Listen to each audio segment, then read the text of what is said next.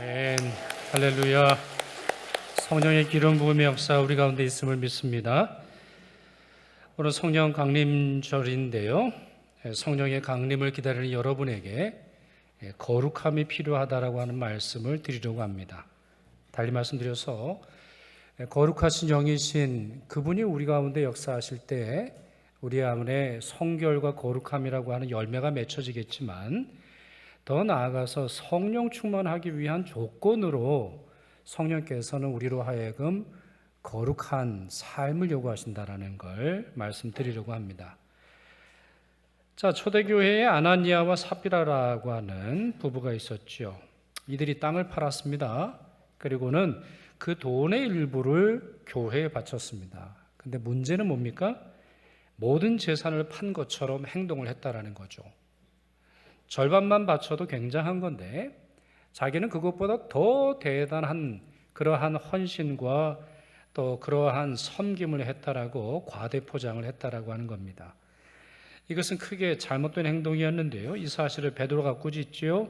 베드로가 이르되 아나니아야 어찌하여 사탄이 내 마음에 가득하여 내가 성령을 속이고 땅값 얼마를 감추었느냐 어찌하여 이 일을 내 마음에 두었느냐 사람에게 거짓말한 것이 아니요 하나님께로다 라고 하는 아주 심한 꾸짖음을 듣습니다. 아나니아와 삽비라가 이렇게 행동한 이유가 있을 겁니다. 본문에는 나오진 않았습니다만 이들이 받는 심판으로 봐서는 이들이 분명히 교회의 중요한 지도자였을 거라는 걸 우리가 추측을 해볼 수 있는데 이들이 이렇게 행동하는 이유는 인정받고 싶어하는 욕망 때문으로 보입니다. 물론 교만함도 있고 성령에 대한 무지함도 있고 또 하나님을 시험하는 것도 있지만 인정받고 싶은 욕망, 사람들에게 칭찬 듣고 싶어하는 욕망, 사람들로 하여금 박수갈채를 받고 싶어하는 자기 영혼의 깊은 기대감 때문이라는 걸 추측할 수 있습니다. 오늘 본문 바로 앞에 내용을 보면 바나바라고 하는 사람이 등장을 하는데요. 사도행전 4장 37절에 그가 밭이 있음에 팔아 그 값을 가지고 사도들의 발 앞에 두니라 라고 하는 말씀이 나옵니다. 아나니아와 삽비라가 이 행동을 봤을 겁니다. 사람들이 얼마나 존경하는지. 이야 대단하다. 바나바 진짜 대단하다. 그는 레위 사람이요 성품이 온순하고 또한 조상 대대로 믿음에 출중한 사람인데 야 역시 대단하다. 이렇게 바나바가 하는 행동을 사람들은 입에서 입으로 전하고 그의 행동을 존경하고 그를 칭찬했을 것입니다. 바로 이 모습을 보면서 아나니아와 삽비라는 매우 부러워했을 텐데요. 결국에는 재산의 전부를 낸 것처럼 포장을 해서 헌금을 드렸던 것이죠. 그러나 성경을 잘 아시는 여러분들께서 이 일의 심각성을 잘 아실 겁니다. 바나바와 이들의 행동은 겉으로 볼 땐 비슷해도 그 동기의 차이로 말미암아 전혀 다른 종류의 행동이 되는 것입니다. 바나바가 그렇게 한 것은 자비로운 마음 때문이죠. 무엇보다도 말씀 때문인데 부활의 복음을 그가 믿고 은혜를 받았기 때문이에요. 자, 사도행전 4장 33절을 또 35절 한번 보시죠. 자, 거기에 보면 이런 구절이 나오는데 같이 읽겠습니다. 사도들이 큰 권능으로 주 예수의 부활을 증언하니 무리가 큰 은혜를 받아 밭과 집 있는 자는 팔아 그 판 것의 값을 가져다가 사도들의 발 앞에 두매 그랬습니다. 자, 두 구절이 있는데 뒤에 있는 구절부터 먼저 설명을 드릴게요. 행동이 나오죠. 밭과 집 있는 자는 팔았어요. 이건 바나바만이 아니라 여러 성도들이 그렇게 했다는 건데 그 판 것의 값을 가져다가 얼마나 팔았는지는 상관없습니다. 초대교회는 이것이 의무가 아니었어요. 헌금이라고 하는 것은 성경이 가르쳐주는 의무이지 자기 재산을 전부 팔라고 강요하거나 아니면 의무로 제시하지 않았습니다. 그건 공산주의가 하는 얘기예요. 그건 이단들이나 하는 거지 교회는 그렇게 가르치질 않아요. 자, 그렇다면 이 행동의 동기는 뭡니까?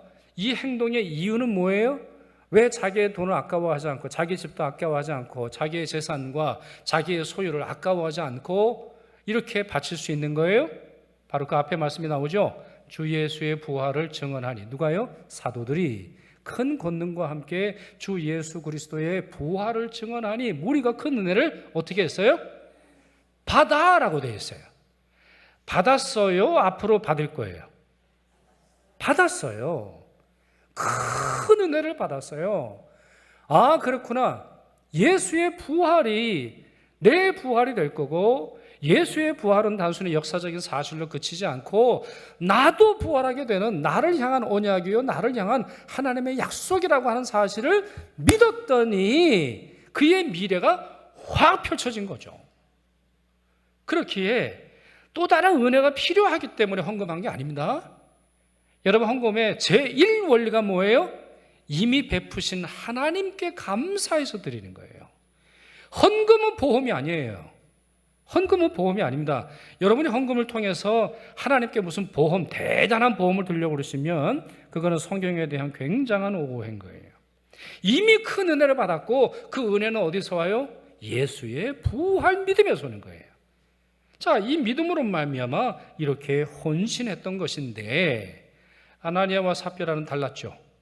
그의 행동의 동기는 경쟁심입니다. 그가 이렇게 행동했던 원동력은 사람들의 인정을 받고 싶은 욕망 때문이에요. 어느 순간 그의 마음속에서는 하나님에 대한 사랑, 하나님이 베푸신 은혜는 사라졌고 사람들이 자기에게 무엇을 말하나 사람들의 입만 쳐다보는 그러한 상태가 되었다고 하는 것이죠. 자, 이와 같은 마음 어디서 온 것이에요? 사탄이 준 마음이다.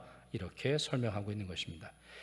만약에 하나님께서 돈만 밝히시는 분이시라면, 돈만 성도들에게 요구하는 분이시라면 이런 행동이 전혀 문제되지는 않을 거예요. 아마 이건 잘못된 하나님의 말씀인데, 자, 이렇게 말씀하지 않으셨을까요? 야, 아나니아야, 너 그래도 대단하다. 남들은 11조도 안 드리는데 너는 그래도 재산의 절반이나 바쳤으니 너 대단한 거야. 걱정하지 마. 그래도 마음에 거짓말을 했어도, 입술로는 거짓말을 했어도 그 정도는 괜찮아. 너 절반이나 바쳤는데 그 절반을 바쳤으니 내가 그래도 너에게 복을 줄게. 이렇게 말씀하실지 모르겠습니다. 그러나 하나님은 행동이 아니라 마음의 중심을 살피는 분 아니십니까? 이런 행동은 하나님 앞에 가증한 위선에 지나지 않는 것입니다. 하나님은 맹목적인 열정이 아니라 하나님을 아는 지식에서 우러나오는 행동을 원하십니다. 맹목적인 열정을 원하시는 게 아니에요. 무지함에서 오는 열심을 요구하는 게 아니에요. 돈만 바치면 다 되는 것이 아니에요. 헌금 봉투에 적혀 있는 금액이 우리에게 하나님의 복을 가져다 주는 지름길이 되는 것이 아니라는 것이죠.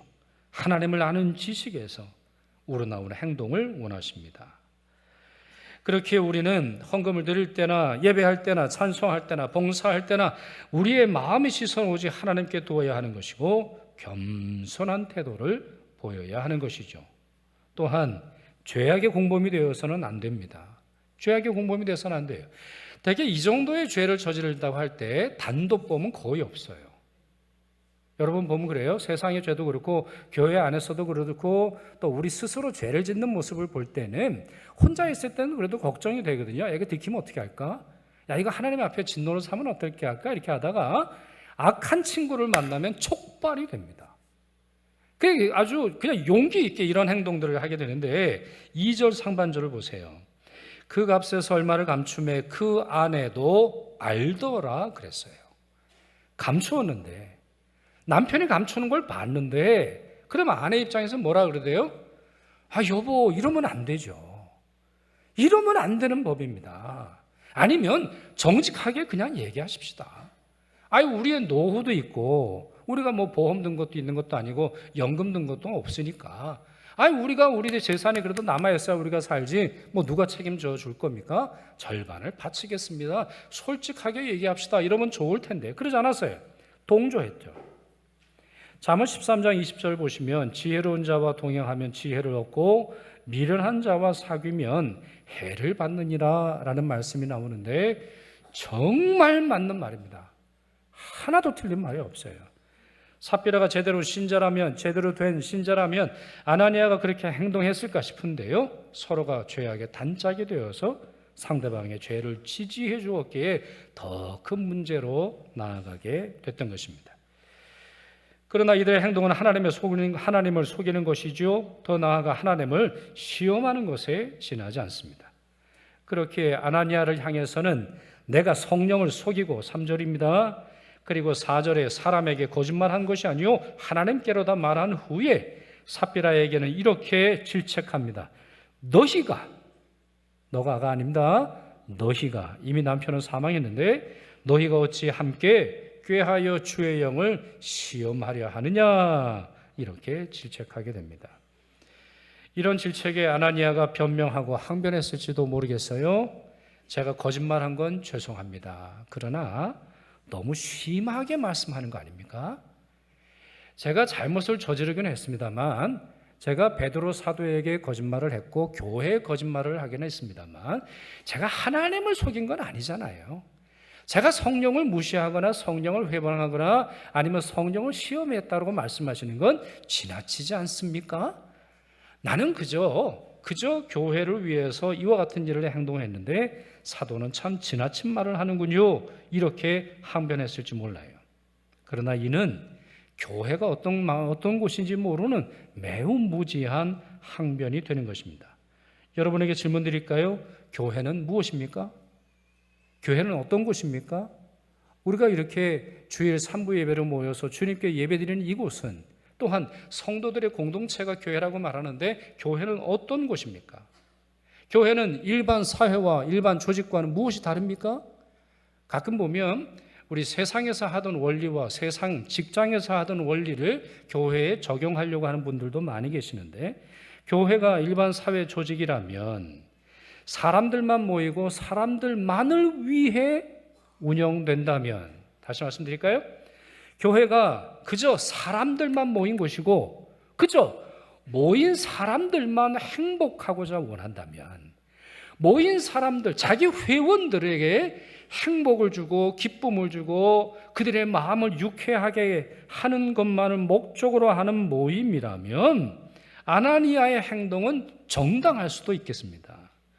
그러나 교회는 어떤 곳입니까? 그리스도의 몸 아닙니까?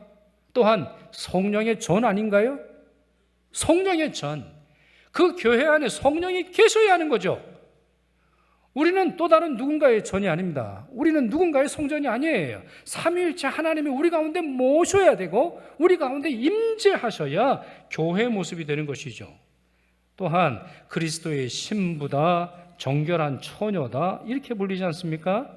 고린도후서 11장 말씀을 한번 읽어보죠. 같이 읽습니다. 내가 하나님의 열심으로 너희를 위하여 열심을 내노니 내가 너희를 정결한 처녀로 한 남편인 그리스도께 드리려고 중매함이로다. 그러나 나는 뱀이 그 간계로 하와를 미혹한 것 같이 너희 마음이 그리스도를 향하는 진실함과 깨끗함에서 떠나 부패할까 두려워하노라 그랬습니다. 여기에 첫 줄을 보세요. 내가 하나님의 열심으로 너희를 위하여 열심을 낸다라고 하는 말이 나와요. 신약 성경에서 열심이라고 하는 말은 주로 두 가지 의미를 가지고 있습니다. 첫째는 말 그대로 열심이고 둘째는 전쟁을 치른다는 말입니다. 전쟁을 치른다는 거예요.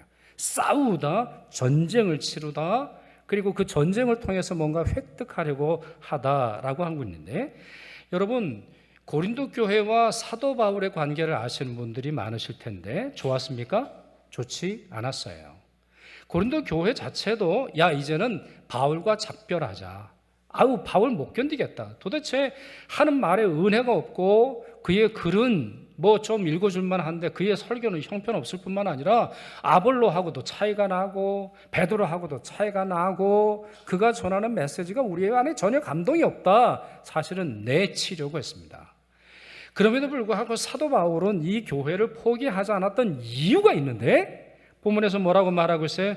나는 성도인 여러분이 정결한 처녀로 깨끗한 신부로 그리스도께 시집가게 하려고 중매하는 사람이다.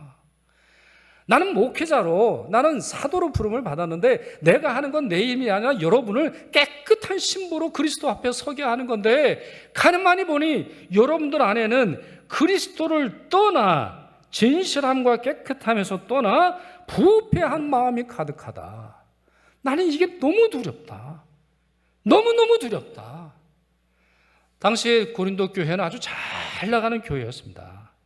이제 사도행전 후반부에서 이 고린도 교회에서 사도 바울이 어떻게 활동했는지 여러분이 들으시게 될 텐데, 정말 각고의 노력을 기울여서 이 목회를 했고, 그리고 이 교회는 큰 부흥의 역사를 경험했으나 그들 안에 수많은 더러움이 찾아와 그리스도의 신부가 아닌 세상에 그저 그런 모임으로 전락하고 말았기에 두려워한다, 이렇게 고백하고 있습니다.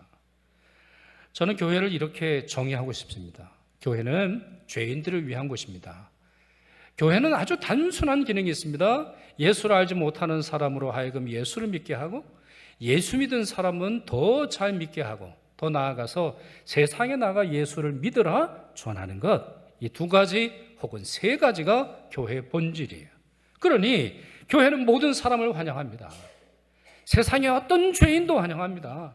세상의 어떤 연약한 사람도 환영하고 품어주고, 또한 주님의 사랑과 은혜를 구합니다. 그러나 그렇다고 해서 교회 안에 영적인 누룩이 퍼지는 것을 허용합니까? 아닙니다. 악을 허용합니까? 악을 퍼뜨리고 악을 정당화하고 잘못된 자기의 삶의 모습이 많은 사람들에게 영향을 끼치는 것을 허용합니까? 성도들이 그리스도의 신부가 아닌 마귀의 하수인이 되어서 교회에 들어와 교회와 성도들의 진실함과 깨끗함을 떠나 부패하도록 하는 활동을 허락합니까? 아닙니다. 교회는 죄인을 환영하지만 죄인인 채로 활동하는 것은 참을 수가 없는 것이죠. 그렇게 베드로는 공개적으로 거짓말한 아나니아와 삽비라의 죄를 공개적으로 폭로합니다. 자, 이것이 초대교회로부터 지금까지 죄를 다루는 교회의 방식 중에 하나입니다. 만약에 어떤 사람들이 자기 안에서 다른 교인들이 모르고 다른 교인에게 영향을 끼치지 않는 정도의 잘못을 저질렀을 때는 그 안에서 해결을 합니다. 그러나 만약에 회의 중에 거짓말을 했거나 아니면 공개적인 자리에서 자기의 생각이나 자기의 의로움을 과대하게 포장을 함으로 말미암아 죄를 짓는 경우는 공개적으로 책망하도록 되어 있습니다.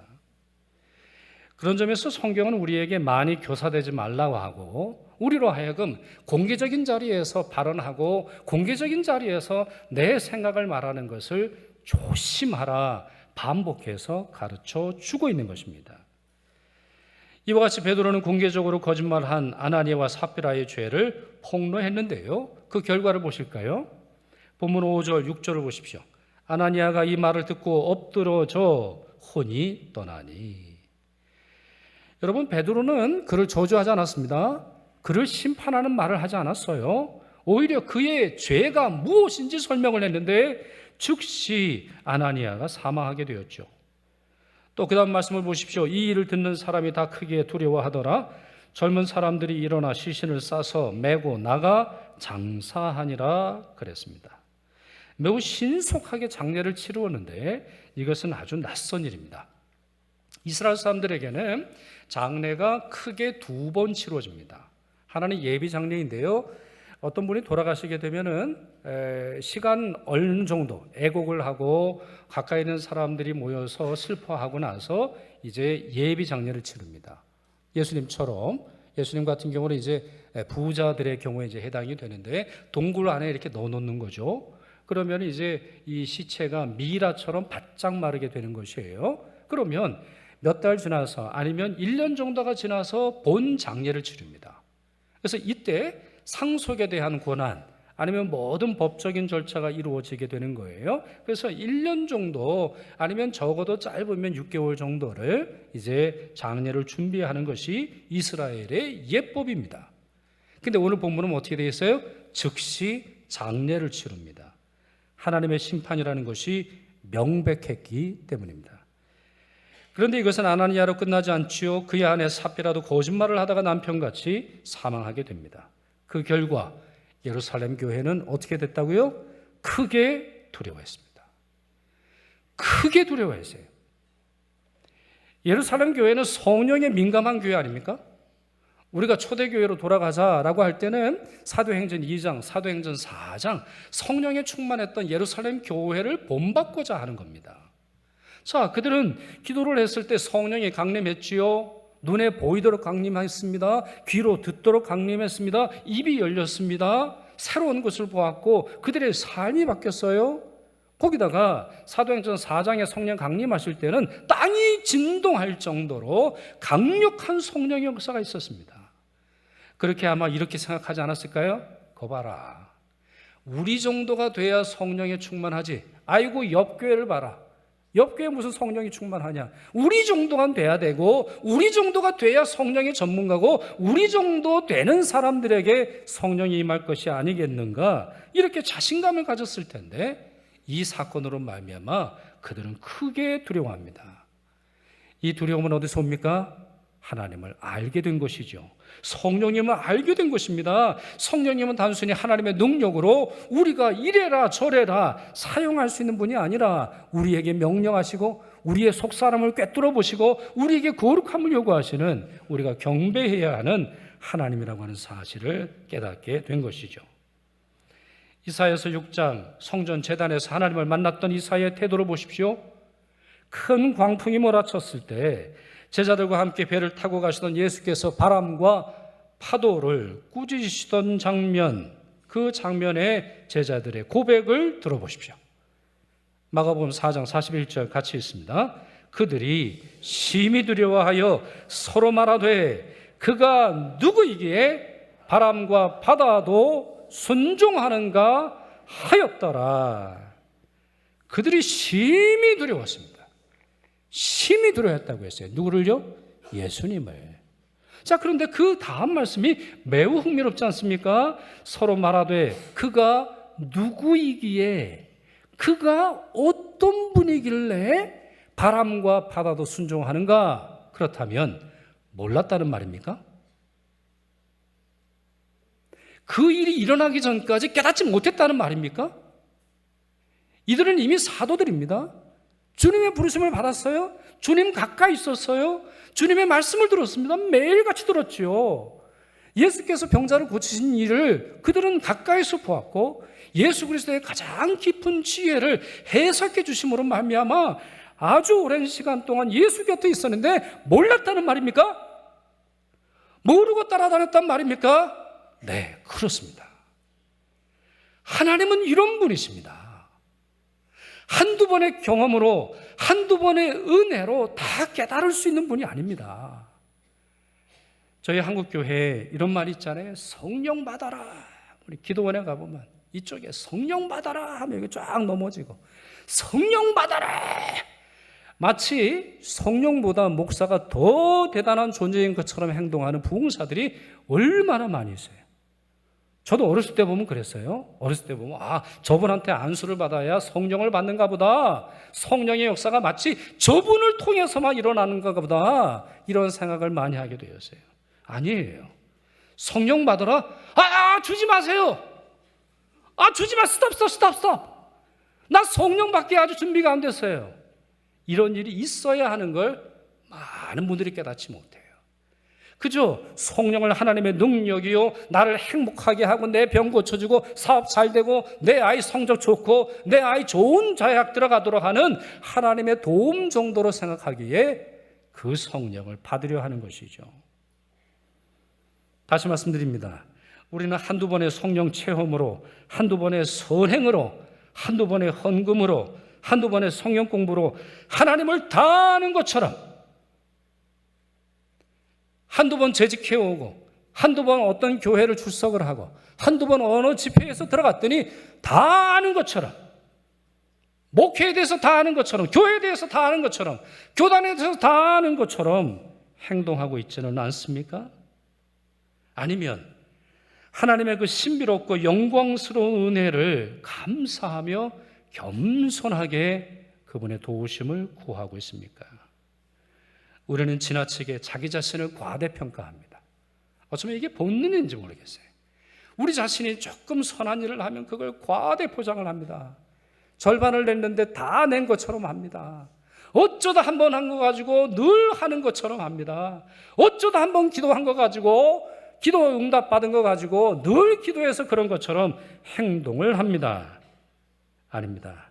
우리는 하나님을 경외하며 그분의 은혜를 겸손히 구해야 하는 것입니다.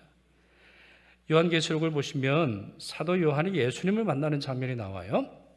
요한계시록이라고 되어 있잖아요. 그러니까 요한이 예수 그리스도로 말미암아 펼쳐 보여주는 장래의 모든 계시를 바라보게 되는데, 요한이라고 하는 사람은 예수님의 사랑받는 제자로 알려져 있어요. 대단한 분입니다.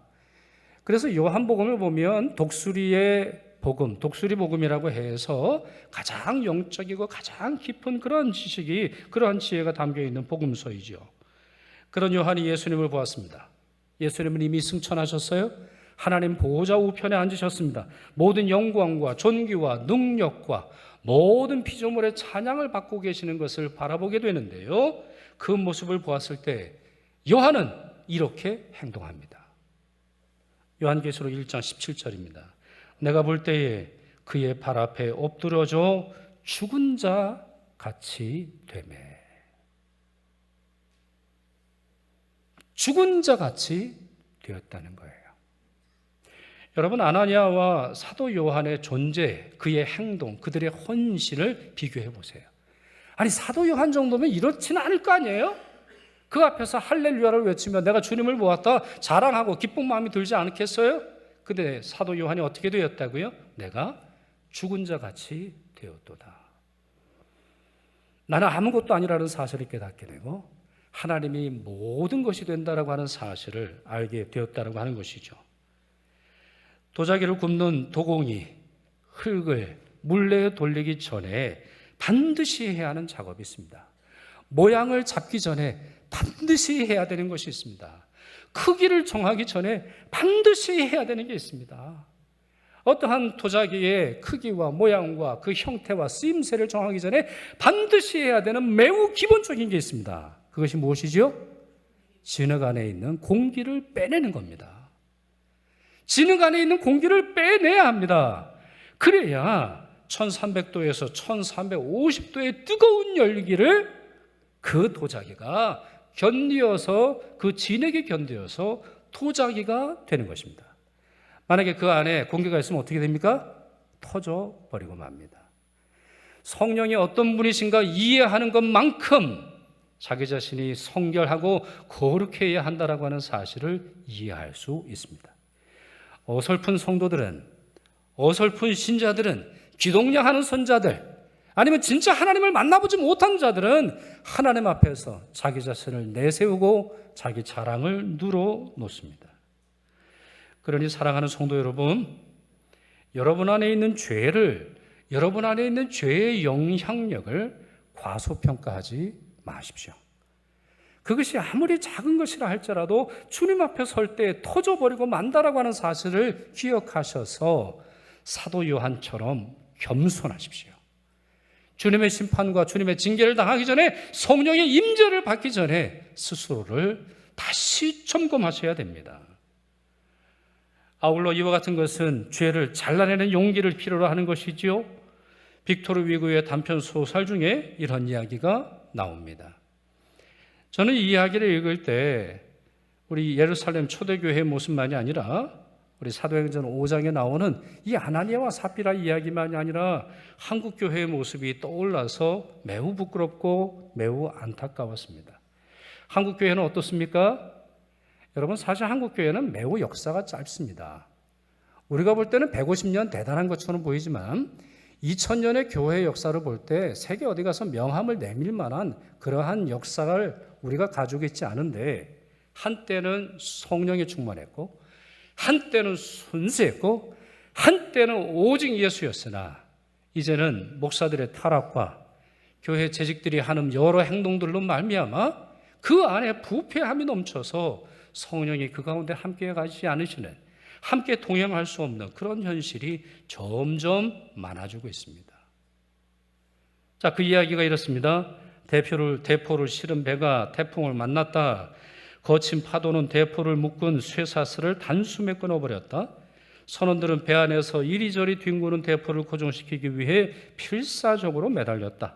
선원들은 태풍보다 배 안에 대포를 피하기 위해 이리저리 몰려다녔다. 그때 선원들은 새로운 사실을 깨달았다. 우리를 진정 위험에 빠뜨리는 것은 외부의 태풍이 아니라 제멋대로 굴러다니는 대포다. 이 대포를 끊어내야 배가 삽니다. 그 대포가 누구이든지 간에 그 대포가 이렇게 제멋대로 하는 대포가 교회의 어떤 직분자이든 간에 끊어내야 교회가 삽니다. 교회보다 더 중요한 그러한 재직, 그러한 직분자는 존재하지 않습니다. 하나님보다 더 중요한 교회는 이 땅에서 존재하지 않습니다. 그렇습니다. 사도행전 5장 아나니아와 사피라의 사건은 예루살렘 초대교회 안에서 제멋대로 굴러다니는 대포였던 것입니다. 바로 이 일을 막고자 이 일이 반복되었을 때 교회의 역사는 사도행전 5장에서 끝날 것이 명백하기에 베드로는 그 죄를 폭로하고 이 문제를 바로 잡습니다. 이제 말씀을 맺습니다. 오늘 본문 11절에 사도행전 처음으로 교회라고 하는 단어가 나옵니다. 이때부터 교회라는 단어가 사도행전에 나와요.